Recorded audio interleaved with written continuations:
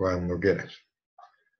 Buenas tardes, bienvenidos de nuevo a la segunda videoconferencia que vamos a dar del curso online de radiología de tórax.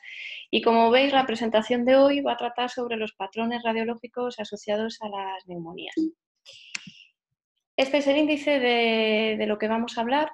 Hablaremos de aspectos generales de la neumonía, después de las vías de llegada de los diferentes patógenos, los patrones radiológicos que podemos encontrarnos en las neumonías, la clasificación según diferentes factores, los agentes causales y, por último, hablaremos brevemente de la neumonía en inmunodeprimidos y la neumonía por aspiración. Como sabemos, la neumonía se produce cuando hay una infección del parénquima pulmonar y de la vía aérea distal que causa una lesión inflamatoria. Es decir, los microorganismos llegan hasta el alveolo y normalmente los alveolos se llenan de fluido y de células inflamatorias. El diagnóstico de la neumonía se va a basar en la clínica respiratoria compatible y sobre todo en la aparición de una nueva consolidación radiológica.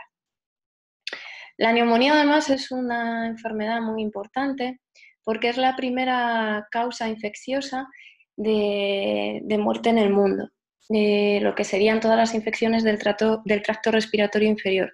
Causa 3,5 millones de muertes al año y esto lo que significa es que las neumonías generan un elevado gasto sanitario, de tal modo que se deberían de hacer más esfuerzos en intentar ayudar a la prevención de la neumonía, a disminuir la estancia hospitalaria y sobre todo a evitar ingresos. Estas son las tres vías de llegada de los diferentes patógenos que vamos a ir viendo una a una. La primera de todas es la vía hematógena. La vía hematógena se produce como consecuencia de la llegada de microorganismos al pulmón por diferentes focos infecciosos extrapulmonares, que pueden ser endocarditis bacterianas o tromboflebitis sépticas, que van a llegar a través de los vasos sanguíneos pulmonares y se van a distribuir por todo el pulmón. Como hablamos en la otra videoconferencia, la irrigación del pulmón o la perfusión es mayor en las bases que en los vértices. Por eso normalmente los infiltrados en este tipo de infecciones los vamos a ver de forma más llamativa en las bases. Normalmente podemos encontrarnos nódulos bilaterales y en muchas ocasiones los vamos a ver capitados como señalan las flechas de la radiografía. El siguiente foco sería por propagación directa a través de la infección en un área vecina al pulmón, ¿no? En un foco extrapulmonar. Y normalmente, como vemos aquí, pues se van a localizar o se van a caracterizar por tener formas de absceso, ¿no? Como vemos en la imagen en el lóbulo inferior izquierdo, que lo vemos representado en el escáner de tórax. El árbol traqueobronquial en condiciones normales es estéril, es decir, tenemos diferentes mecanismos de defensas, como es el cierre de la glotis, la tos, el epitelio mucociliar o los macrófagos, que hacen que este árbol traqueobronquial pues, no esté contaminado por microorganismos. ¿Qué pasa en pacientes EPOC o pacientes fumadores? Que estos mecanismos de defensa se ven alterados, por lo cual existe una alteración que va a producir la diseminación de los microorganismos desde este foco al pulmón por inhalación o por aspiración. Y este tipo de vía de llegada va a producir los patrones radiológicos clásicos en la neumonía, que sería la neumonía lobar, la neumonía multilobar o bronconeumonía y la neumonía intersticial. La neumonía alveolar se caracteriza principalmente porque la diseminación de la infección se produce a través de los poros de Kohn, es decir, se va transmitiendo de alveolo a alveolo a través de los diferentes lobulillos. Este tipo de infección está producida por mucho edema, es decir, mucho líquido y pocas células. Y este líquido se va a ir transmitiendo, como os digo, de forma contigua a través de estos poros. Por eso, este tipo de patrones radiológicos es un patrón confluente en el parénquima pulmonar. Es decir, lo vamos a ver siempre limitado por la pleura y por las fisuras, lo vamos a ver de forma localizada. Es típico de este patrón el signo del broncograma aéreo, que se producía, como hablamos en la otra clase, cuando tenemos los alveolos rellenos de líquido y los bronquios se ven con la densidad de aire. Y los agentes que salen son el Streptococcus pneumoniae y la Klebsiella pneumoniae. Aquí vemos diferentes ejemplos, podéis ver cómo existe un aumento de densidad por encima de la fisura menor del lóbulo superior derecho, por lo cual el infiltrado estaría localizado en el lóbulo superior derecho, Y lo vemos perfectamente en el escáner cómo está localizada por esta cisura menor, cómo está delimitado. Este sería otro ejemplo en el que aquí la neumonía es más extensa. Como veis, coge todo el lóbulo superior izquierdo, la língula, y sí que podemos ver bien el broncograma aéreo y la delimitación también por en este caso, por la fisura mayor, que es la que vemos en la radiografía lateral. Aquí tendríamos otro ejemplo, que es el que veíamos también en la otra videoconferencia, con el signo del broncograma aéreo. El segundo patrón típico de las neumonías es la neumonía multilobar o bronconeumonía. En esta neumonía, a diferencia de la anterior, lo que vamos a tener es un líquido o una inflamación que se caracteriza sobre todo por tener muchas células, mucho polimorfonucleoso y menos líquido. ¿Esto qué significa? Que aquí esta diseminación no va a ser tan fácil, digamos, como en el anterior patrón. Además, el origen de las neumonías suele ser en el epitelio bronquial, de tal manera que empieza la infección en las células del epitelio y se van a ir extendiendo y diseminando, originando normalmente una forma de distribución localizada, pero que se va a ir distribuyendo de forma desde el bronquio hacia niveles distales. Entonces, normalmente vamos a ver zonas parcheadas que van a alternar con áreas normales. En este caso, los microorganismos más frecuentes son los que vemos aquí, el Staphylococcus aureus, el Mycoplasma pneumoniae y el Haemophilus influenza. Aquí teníamos un ejemplo de una neumonía multilobar, donde vemos que hay múltiples opacidades, que son parcheadas, que no se ven tan claramente limitadas como en los y que sería No, me he el caso dejado una. Me he dejado. Me han dejado uno así, Aquí tenemos otro ejemplo de la neumonía multilobar, lo que vemos lo mismo. Profesor de universidad. Y aquí tendríamos opacidades bilaterales de predominios en lóbulos inferiores, también compatibles con bronconeumonías. Pues sí, habrá que quitarlo, ¿no? Este otro ejemplo, como veis, también es otro patrón que vemos con multilobar, en el que vemos que afecta sobre todo en la língula y el lóbulo superior, pero es de forma más parchada, no la vemos tan localizada. Bueno, pues darle a Diros lo quitamos. Por último, el siguiente patrón sería el de la neumonía intersticial, en el cual lo que tenemos en este caso es un infiltrado celular que es a nivel del tejido intestinal. Aquí los alvéolos se van a llenar de forma incompleta de células inflamatorias y van a dar lugar a un edema pulmonar secundario.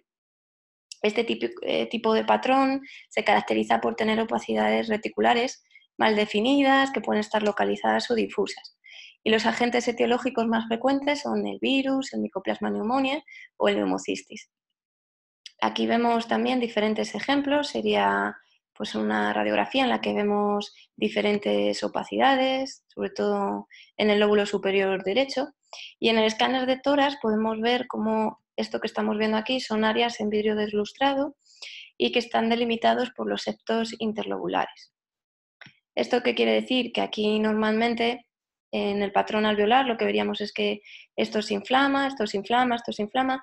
En la bronconeumonía sigue un patrón que va desde central, es decir, alrededor del bronquio hasta distal, y en la neumonía intersticial lo que sobre todo vamos a ver es la afectación que hay de todo el intersticio, que sería todo el espacio que tendríamos por aquí. Este sería otro patrón intersticial difuso, en este caso es bilateral y es por un Mycoplasma pneumoniae. Y aparte de estos patrones que hemos hablado, las neumonías también se pueden clasificar en función de diferentes factores. Podemos clasificarlas en función del tipo de paciente que tengamos. Puede ser un paciente sano, que sería una neumonía adquirida en la comunidad, o pueden ser pacientes con un riesgo elevado, ¿no?, de tener infecciones, que serían pacientes con patología crónica o inmunodeficiencia. También podemos hablar del ámbito de adquisición, con neumonías adquiridas en la comunidad o neumonías nosocomiales, según la clínica, que tendríamos neumonías típicas o atípicas, y en función de la anatomía patológica. Según el ámbito de adquisición, vamos a hablar de neumonías adquiridas en la comunidad y neumonías nosocomiales. Aquí os he puesto una tabla con un poco las guías de la American Thoracic Society y en ellas lo que nos pone pues, es un poco la etiología más frecuente en función de si el paciente es un paciente ambulatorio, donde tendremos los microorganismos típicos, el neumococo, el micoplasma, el Haemophilus, pacientes que tienen una neumonía de ámbito hospitalario pero que no están ingresados, que son los mismos agentes, pero además hay que pensar también en la clamidia o en la Haemophilus influenza por aspiración, y pacientes intubados que en la UCI, que normalmente pues, suelen caracterizarse más por gram negativos, por legionela o por estafilococo aureus. En los niños, pues siempre los virus, el micoplasma, van a tener un papel más importante que en las personas más mayores. En los jóvenes siempre hay que pensar en neumonías atípicas y en los sujetos de mediana edad, pues en estreptococos pneumonias. Y sobre todo en sujetos de edad avanzada, aparte del neumococo, siempre habrá que pensar también en gran negativo por el gran riesgo que tienen de aspiración. Respecto a la población, pues siempre hay que saber que los pacientes inmunodeprimidos, ya sea pues por enfermedades propias o por la toma de corticoides u otros fármacos, siempre van a tener un riesgo más elevado de tener gérmenes oportunistas, como pueden ser los hongos, los virus, los parásitos y de gram negativos. Y siempre pues hay que tener más cuidado porque pueden tener una evolución mucho más tórpida que en el resto de pacientes. Además, siempre hay que hacer también diagnóstico diferencial con hemorragias alveolares, con edemas de pulmones o bien con reacciones a medicamentos. Respecto a la clínica, pues todos conocemos que la forma de presentación de las infecciones respiratorias pues es diferente, ¿no? Podemos tener neumonías típicas o neumonías atípicas. Las típicas van a estar causadas por los gérmenes que tenemos aquí, como el neumococo, la legionela, y se van a caracterizar pues, cuadros agudos, de inicio brusco, con la fiebre, con tos, con expectoración. La analítica siempre vamos a ver leucocitosis con desviación izquierda, y normalmente los patrones pues, van a ser un patrón de condensación alveolar o como una bronconeumonía. Las neumonías atípicas siempre dan una clínica más larvada, ¿no? Suelen dar menos fiebre, menos síntomas y pueden dar muchas veces más síntomas extratorácicos, ¿no? Por ejemplo, pues pueden darnos a veces menos dolor plurítico, menos expectoración, y siempre muchas veces vamos a ver que existe una disociación clínico-radiológica, ¿no? Van a tener una expresión radiológica menos llamativa. Aquí esta es una tabla también del New England en el que viene también muy bien explicado los diferentes rasgos clínicos que pueden tener los diferentes pacientes y sobre todo, pues bueno, saber que la neumonía vírica normalmente se va a caracterizar por infiltrados parcheados, que normalmente no tienen leucocitosis, los niveles de procalcitonina muchas veces están bajos y siempre pues, suele haber antecedente también de exposición con gente pues, que ha estado mala, ¿no? Acatarrada. Estos serían diferentes ejemplos también, que vemos otra vez pues, la diferencia entre el estreptococo neumonio, como da un patrón localizado, frente al micoplasma, que es un patrón mucho más, como veis, difuso. Además aquí en el escáner lo que podemos ver es como la bronconeumonía, lo que decíamos es que se inflama el bronquio, lo vamos a ver un poco más engrosado y además vamos a ver bastantes zonas en vidrio deslustrado. Lo que nos señala aquí las flechas pues son estas opacidades reticulares que podemos encontrar. Además, muchas veces el micoplasma también nos va a dar hilios algo ensanchados, como vemos aquí. Respecto a la anatomía patológica, vamos a tener pues, las presentaciones que hemos visto antes, ¿no? Las neumonías lobares, que se van a caracterizar, como decimos, que muchas veces están adyacentes a la pleura visceral y que van a ocupar parte o todo un lóbulo pulmonar. Siempre el margen lo vamos a ver bien definido y con contacto cuando está en contacto con la pleura visceral, pero si por el contrario vemos que no contacta con la pleura, podemos ver una interfase con el parénquima pulmonar y nos puede dar un margen peor definido. Y sobre todo por recordar que se acompaña del broncograma aéreo. Aquí tendríamos también diferentes ejemplos. Aquí vemos la opacidad en el lóbulo superior derecho, que está muy bien delimitada por la cisura NOR y que vemos además que existe un cierto abombamiento hacia arriba, ¿no? Y además broncograma aéreo. En este otro, por el contrario, la opacidad se localizaría en el lóbulo medio derecho porque está localizada en el borde superior por la cisura y porque hace signo de la silueta además con el borde cardíaco derecho. Aquí podemos ver también cómo está engrosada la cisura y cómo se abomba. En este otro lo que vemos, si nos fijamos solamente en esta radiografía, podría pasar desapercibido, aunque si seguimos el diafragma izquierdo vemos que no lo llegamos a ver bien en toda su totalidad, ¿no? Entonces tenemos aquí una opacidad que puede ser sutil, pero si nos fijamos en la radiografía lateral sí que vemos el signo de la columna, ¿no? Cómo esto lo tenemos que ir viendo más clarito y cómo aquí no llegamos a verlo del todo claro, ¿no? Cómo la opacidad está en esta región, en el lóbulo inferior izquierdo. Esta otra es una imagen de una neumonía redonda del lóbulo inferior derecho, en el cual aquí lo que estamos viendo es que se afecta una parte de un lóbulo que no es adyacente a la pleura visceral. Por eso da una imagen, como vemos aquí, redondeada. Y muchas veces pues, puede ser un margen mal definido. Respecto a la bronconeumonía, como decíamos, pues está causado por virus, por bacterias, y también tenemos que pensar en ello, pues si tenemos pacientes que nos cuentan que han inhalado cuerpos extraños o que han inhalado gases o que han tenido traumatismos o procesos tumorales. Normalmente lo que vemos en la bronconeumonía son radiopacidades que son pequeñas, como hemos dicho, tienen una distribución segmentaria o parcheada, y normalmente pues, no vemos tan claramente el broncograma aéreo. Y un ejemplo clásico es el estafilococo aureus, que tenemos además que pensar en él cuando vemos abscesos pulmonares. Aquí os pongo más imágenes radiológicas de bronconeumonías, donde vemos pues, lo que os decía, ¿no? Que son lesiones, en este caso bivasales, que tienen los contornos muy irregulares, poco precisos, y en este otro caso pues también tenemos en los dos pulmones, ¿no? y como veis pues tienen tendencia a ir confluyendo los infiltrados. En este otro lo que vemos son lesiones bivasales, ¿no? Infiltrados bivasales y sobre todo parailiar izquierdo, y que tienen un aspecto miliar en bronconeumonía, ¿no? En miliar nos referimos cuando tienen sobre todo así como mucho puntito, mucho moteado. Este otro es un ejemplo de neumonía intersticial. En este lo que nos vamos a encontrar son opacidades reticulonodulares, como vemos aquí, que son bilaterales, ¿no? Y este sería el caso de un paciente con un pneumocistis girovesi, un paciente con VIH.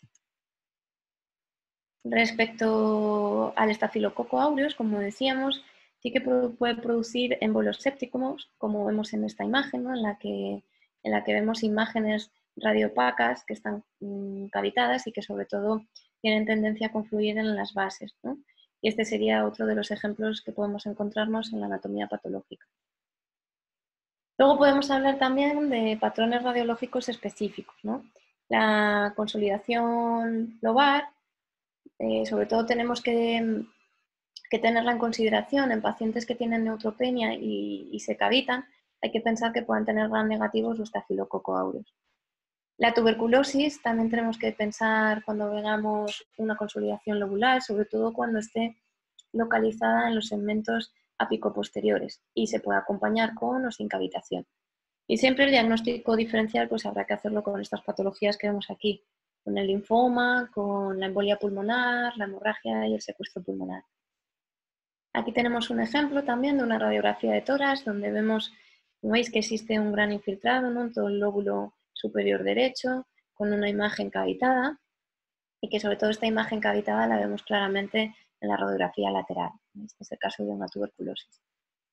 Cuando vemos nódulos que crecen de forma rápida y que tienden a la cavitación, tenemos que pensar en diferentes agentes infecciosos, ¿no? Podemos pensar en hongos, las aspergilos, el mucor, que pueden producir neumonías necrotizantes. Tenemos que pensar en cándidas, sobre todo en pacientes inmunosuprimidos, en el que podemos encontrar infiltrados alveolares. Y luego tendríamos que pensar también en el criptococo, la nocardia, que van a dar nódulos múltiples diseminados y que tienden también a cavitar. El diagnóstico diferencial de estos nódulos siempre se tiene que hacer con infartos sépticos, con muchas veces relación con el estafilococo aureus, como decíamos, con metástasis tumorales y con el linfoma. Aquí tenemos un ejemplo de una neumonía por Cryptococcus neoformans. Aquí lo que vemos sobre todo en la radiografía de tórax es una masa en la base del pulmón derecho, ¿no? Como vemos aquí. En el escáner de tórax lo que se vio pues, fue esta misma masa con otros nódulos también asociados en el mismo lóbulo, ¿no?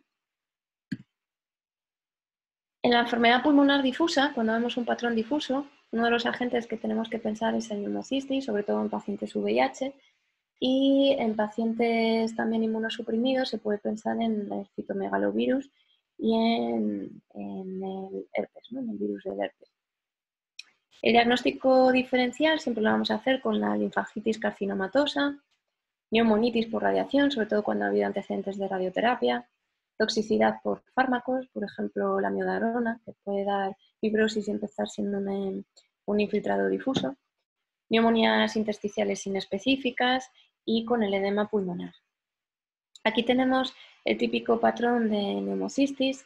Veis que es un patrón reticular, que es parailiar, bilateral y que según va progresando, en unos días pues se va empezando a hacer un infiltrado alveolar difuso bilateral. Este otro sería un edema pulmonar, que son más bien opacidades periliares, reticulares intersticiales de la periferia y cardiomegalia, ¿no? Es decir, se diferencia más del patrón del neumocistis porque este siempre la pista nos la va a dar la cardiomegalia y que normalmente se suele extender hacia la periferia.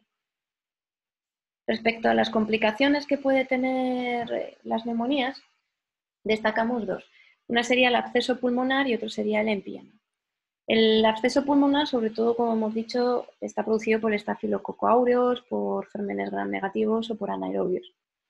Suele ir precedido siempre de una zona de consolidación, de neumonía, que tiende a hacerse más densa y localizada y que se va a cavitar, porque esta cavitación lo que nos va a decir es que hay gas dentro de la consolidación. El nivel hidroaéreo, como en este caso, que vemos claramente la interfase del aire y de la ocupación, lo vamos a ver mucho mejor con la radiografía en bipedestación, como decíamos en la anterior videoconferencia, por el efecto de la gravedad el aire va a subir. Y también lo vamos a ver muy bien si el paciente le decimos que se tumbe del lado afecto, ¿no? Porque también se va a movilizar. Normalmente las paredes del absceso son gruesas y regulares y suelen ser bien delimitadas.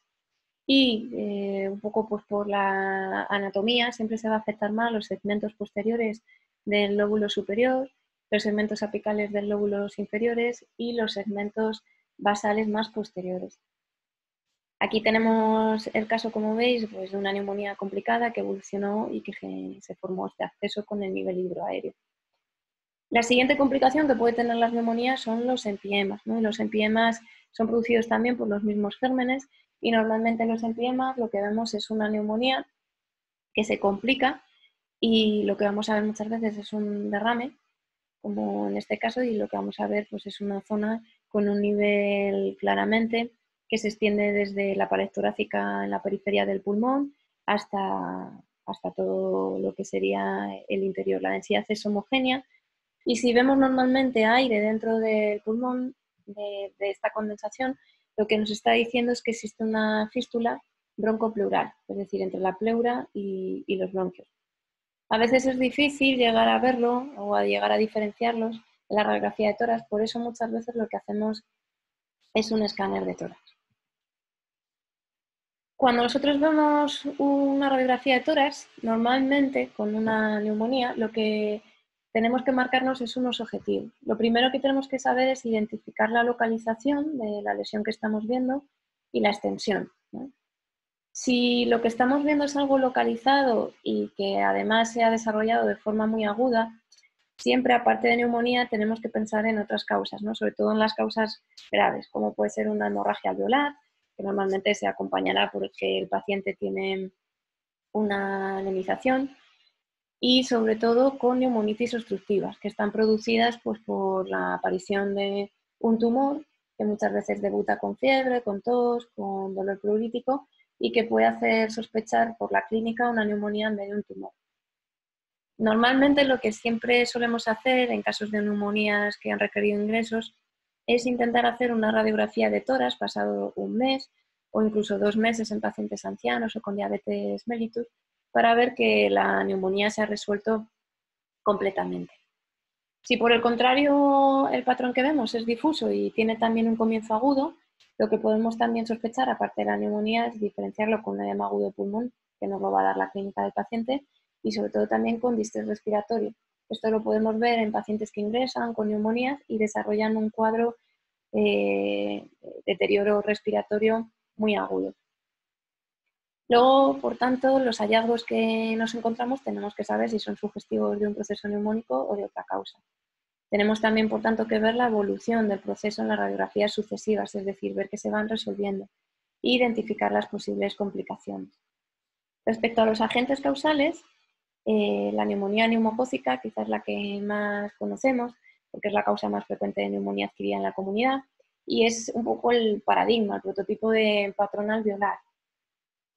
Puede tener también un comienzo iliar y puede también aparecer con adenopatías, y normalmente siempre lo vamos a ver bien delimitado por las fisuras. En la radiografía podemos ver zonas de atelectasia con broncograma aéreo, y la resolución es progresiva, aunque normalmente no encontramos complicaciones, y que es verdad que a veces las podemos encontrar en determinados pacientes en los que además a lo mejor no se haya hecho un uso adecuado del antibiótico, que tengan neoplasias subyacentes o que bien tengan complicaciones de la propia infección, como puede ser un derrame pleural, los empiemas o los abscesos. Este que os pongo aquí es un ejemplo de una neumonía en el que vemos sobre todo una zona de pérdida de pulmón, de atelectasia, que lo vemos pues, por la desviación que tiene la tráquea, por la retracción que tenemos del ilirio y sobre todo pues, por la elevación tan franca que tenemos del hemidiafragma derecho. En la radiografía vemos pues, las diferentes estructuras, ¿no? Vemos aquí esta flecha roja es la sonda endotraqueal, esta otra es el catéter venoso central y aquí está señalizado el infiltrado. Esta otra es el signo de broncograma aéreo, como veíamos en otra radiografía, que se ve también en la lateral. En esta otra lo que vemos es el signo de la densidad que aumenta en la columna vertebral, y aquí si que os fijáis es prácticamente pasa inadvertido el infiltrado, por el contrario en la lateral es donde se objetiva.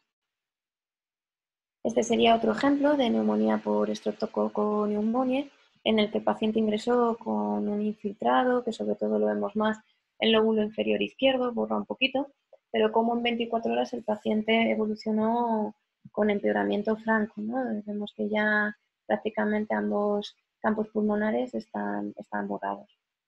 El estafilococo aureus es en el adulto una causa rara de neumonía, a no ser que estemos ante pacientes inmunosuprimidos. Pero sí que es verdad que el tener un antecedente de gripe aumenta la probabilidad de tener estafilococcus aureus hasta un 25%. Normalmente suelen producirse por aspiraciones o por inhalaciones y vamos a tener un patrón, como hemos visto anteriormente, parcheado.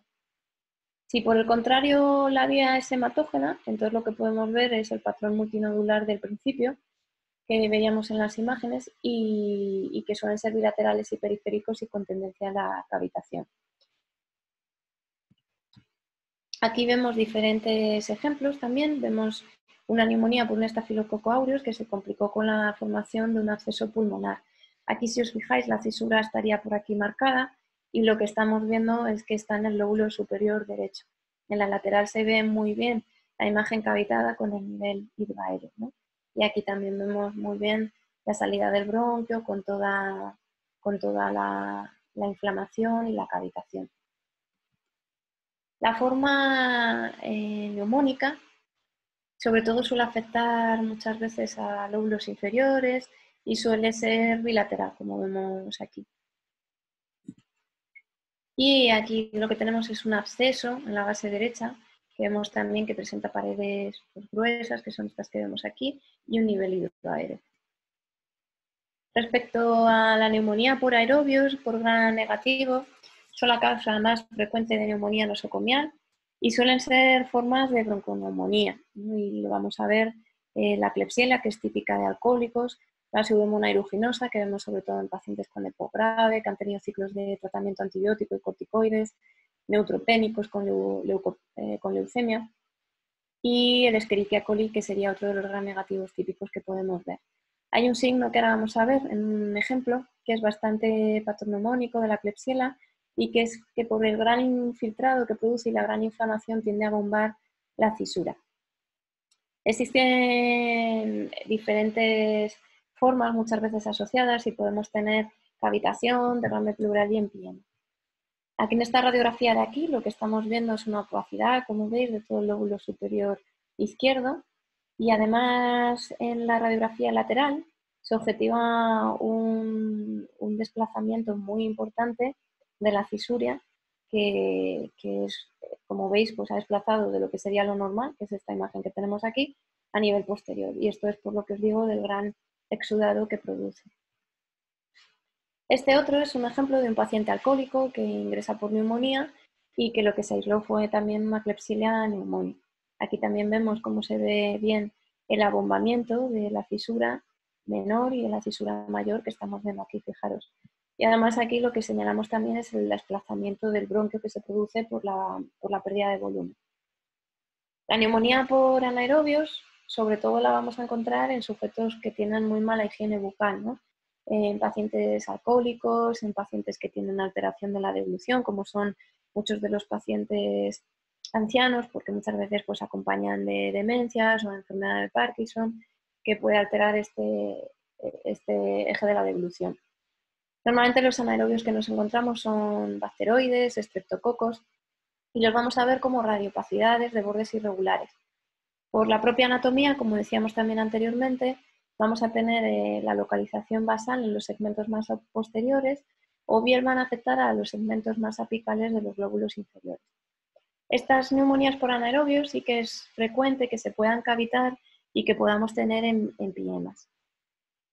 Este es el ejemplo de una neumonía que evolucionó, como veis, a un absceso con un importante nivel hidroaéreo y fue provocada por un anaerobio. En esta otra lo que estamos viendo es una neumonía atípica causada por Mycoplasma pneumoniae y en este lo que estamos viendo era lo que veíamos anteriormente. Vemos un engrosamiento ahí de los bronquios y la cavitación. Dentro de las neumonías atípicas también podemos encontrarnos con la Coxiella burnetii. Es característico de esta neumonía que va a producir muchas veces alteraciones de las pruebas hepáticas. Vamos a tener enzimas hepáticos elevados. Además, tenemos muchas veces antecedentes del paciente que ha tenido contacto con el ganado. Y muchas veces lo que vemos pues, son también opacidades segmentarias con pérdida de volumen. Y la Coxiella, normalmente también vemos que la resolución de la radiografía es más lenta que en otros agentes causales. Otras de las neumonías atípicas que nos podemos encontrar es el de la Chlamydia psittaci, que está en relación con las aves, la trachomatis, que sobre todo es frecuente en recién nacidos, y la neumonía, que es característica de población joven y que tiene muchas veces condiciones de hacinamiento. En estas neumonías lo que vamos a ver normalmente son infiltrados parcheados múltiples y a veces se pueden acompañar de patrón miliar y también de adenopatía. Los virus son bastante frecuentes en los niños, en niños menores de 5 años. Los adenovirus son más frecuentes en adultos jóvenes y el virus respiratorio sincitial es el virus típico de los bronquiolitis del lactante y de las neumonías en los niños entre 3 y 6 años. El patrón intersticial típico es lo característico de estas neumonías y existe una neumonía de la varicela, del virus de la varicela, que normalmente lo que va a producir son infiltrados redondeados que muchas veces están calcificados y que son muy característicos cuando se ven en la radiografía de tórax. Este sería el ejemplo típico de una neumonía causada por el pez zóster, donde podéis ver cómo existen microcalcificaciones bilaterales, parcheadas por todo el pulmón y que a veces podrían confundirse perdón, con un patrón de microlitiasis alveolar. Esto que os pongo aquí son las características más específicas de los patógenos en la radiografía. El neumococo, como decíamos, pues es el paradigma de la neumonía lobar, el Mycoplasma pneumoniae de la bronconeumonía con engrosamiento de las paredes bronquiales. La clamidia puede producir bronquiolitis con dilataciones de los bronquios. La legionela va a producir consolidaciones con patrón a veces con opacidades en vidrio. El virus de la varicela, que serían estas calcificaciones típicas. Y bueno, pues la tuberculosis, que también muchas veces puede aparecer con el patrón en árbol en brote en la periferia, y los criptococos con los nódulos múltiples, como hemos visto, y el neumocístico con el típico patrón con distribución parcheada bilateral. Esto pues es un poco más de lo mismo, ¿no? Los anaerobios se caracterizan por el esputo fétido que suele producir las enfermedades periodontales. Y bueno, saber que la Coxiella tiene relación con endocarditis, con hepatitis, que son diferentes manifestaciones que podemos ver. Además, la clamidia neumonía, cada vez hay más estudios también que demuestran la asociación de esta con la aterosclerosis coronaria. Y como muchos pacientes que ingresan por una clamidia, luego desarrollan eventos cardiovasculares.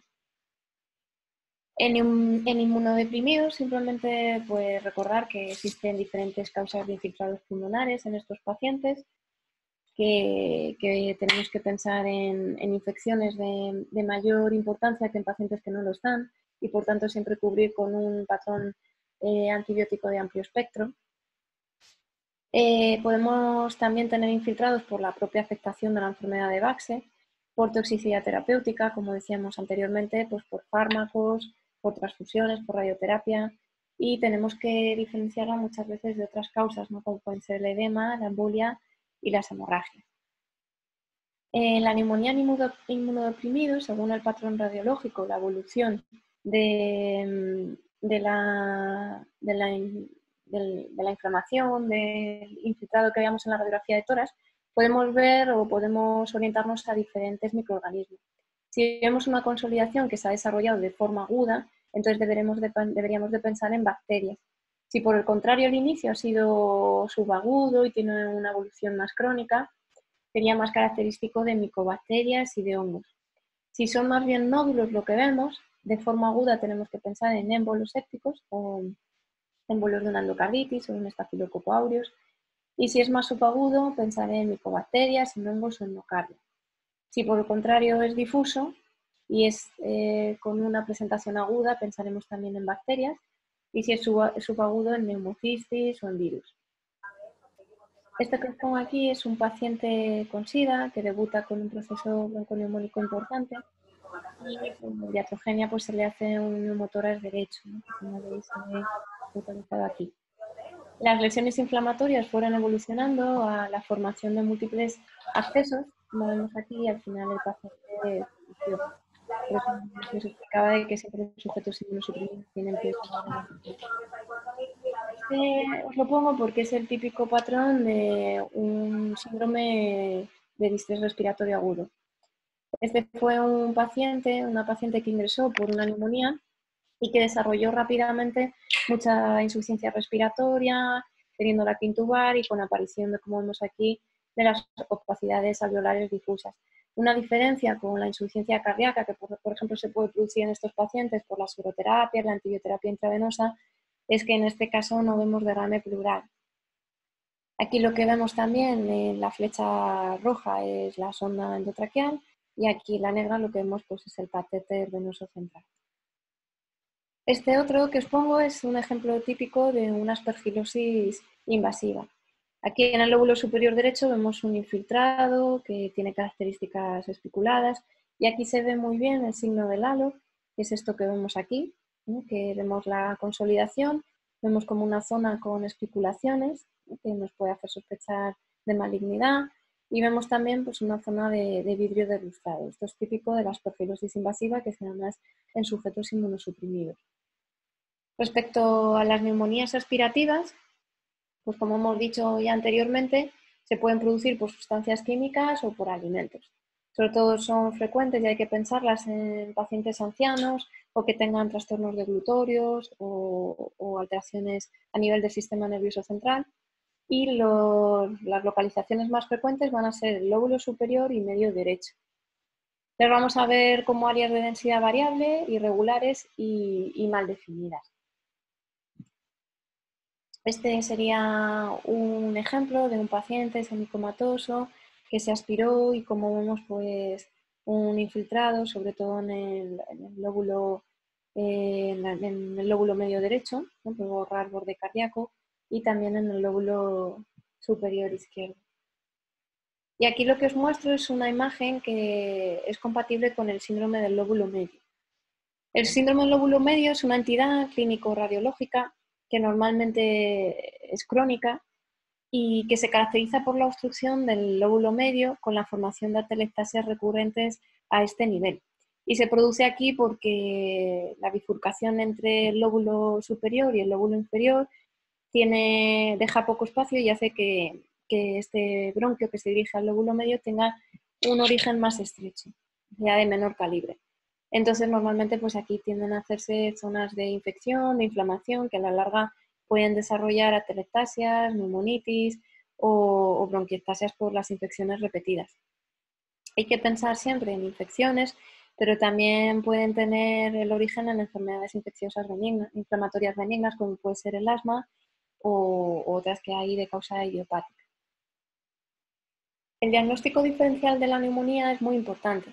A veces vemos ingresados pues, pacientes que ingresan por un cuadro de febrícula, que se le pone antibiótico, que tienen tos seca y que no se mejoran con los antibióticos.